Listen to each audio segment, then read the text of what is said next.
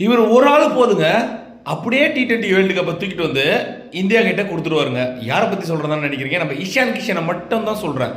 அவர் மட்டும் இல்லைனா இந்த ஸ்கோர் சாத்தியமே இல்லை. 175ன்ற ஸ்கோர் சாத்தியமே இல்லை. அவர் 10 ஓவருக்கெலாம் 76 ரன் அடிச்சிட்டாரு. ஆனால் அவர் இன்னும் கொஞ்ச நேரம் இருந்திருந்தாருன்னா 250 ரன் மேலே தாண்டி போயிருக்கும். நல்லா சிறப்பானார்.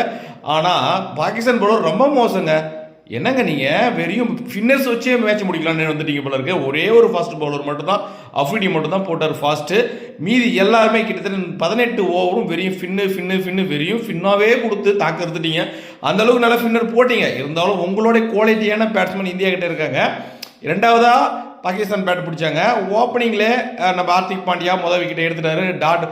எல்லா பாலும் டாட் போட்டு ஒரு விக்கெட் எடுத்துட்டாரு. சிறப்பாக பவுலிங் போட்டார். பின்னாடி வந்த எல்லா பவுலருமே சிறப்பாக போட்டார். உங்ககிட்ட இருக்கிற ஃபின்னரோட எங்ககிட்ட இருக்கிற ஃபின்னர் ரொம்ப குவாலிட்டியான ஃபின்னருங்க. அருமையாக போட்டு அனைத்து விக்கெட்டுமே தூக்கிட்டாங்க. வின்னும் பண்ணிட்டாங்க. நம்ம பங்காளியை பொழந்து கட்டிட்டாங்க.